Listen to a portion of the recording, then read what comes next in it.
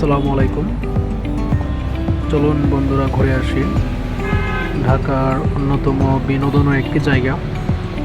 শুধু বিনোদন না, নগরবাসীর সারাদিনের পরিশ্রম, এরপর কিছুটা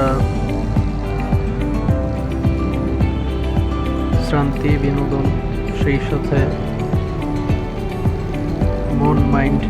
মনকে একটু ফ্রেশ করে নেওয়ার জন্য অনিন্দ সুন্দর একটি জায়গা হচ্ছে এই হাতিরঝিল। রাজধানী ঢাকাবাসীর জন্য যা একটি আশীর্বাদ বলা চলে।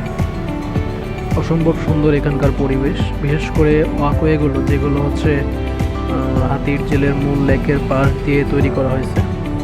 অসম্ভব সুন্দর, দুই পাশে গাছপালা, সবুজ।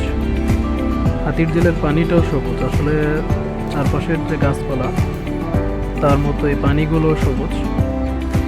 এটা মূলত হচ্ছে অনেক ধরনের ময়লা আবর্জনা থাকে, আর বিভিন্ন সময় বিভিন্ন ওষুধ ব্যবহার করা হয় পানিটাকে পরিষ্কার রাখার জন্য।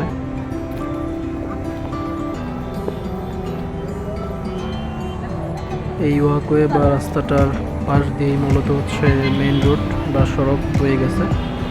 বিভিন্ন জায়গায় এই ফুটওভার ব্রিজগুলোর নিচে সুন্দর ছোট ছোট দোকান, কফি শপ, আড্ডা দেওয়ার জন্য অত্যন্ত সুন্দর একটি পরিবেশ। কারণ হচ্ছে রাজধানীর বুকে এরকম লেক, নদীর মতো পরিবেশ, সেই সাথে সুন্দর সুন্দর ব্রিজ, ওয়াকওয়ে, চারপাশের সবুজ মনোরম পরিবেশ অত্যন্ত সুন্দর। বলা চলে নগরবাসীর যে সারাদিনের ক্লান্তি, সেই ক্লান্তি ভোলার জন্য আদর্শ একটি জায়গা হচ্ছে এই হাতিরঝিল।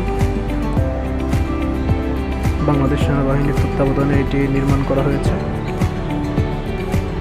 অত্যন্ত সুন্দর এবং চমৎকার একটি জায়গা। আমিও চলে আসলাম সেবার মতো একটু ঘুরতে, একটু কাজের ফাঁকে।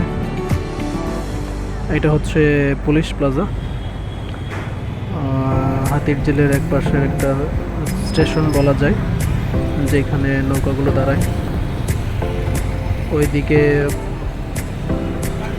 টেলিভিশন ভবন রামপুরা থেকে ছেড়ে এসে এখানে দাঁড়ায়। এই ছোটো ছোটো ব্রিজগুলো অত্যন্ত সুন্দর এবং চমৎকার হাতিরঝিলের মাঝখানে। সেই সাথে কৃষ্ণচূড়া গাছে এখন ফুল ফুটে। এখানে আবার কিছু ছেলেরা খেলাধুলায় মগ্ন। বলা চলে একটা আদর্শ জায়গা, যেখানে বিভিন্ন বয়সের বিভিন্ন পেশার মানুষজন আসে, বাচ্চারা খেলাধুলা করতেছে এখানে। অত্যন্ত সুন্দর একটা পরিবেশ, মনোরম এবং শান্ত একটি পরিবেশ।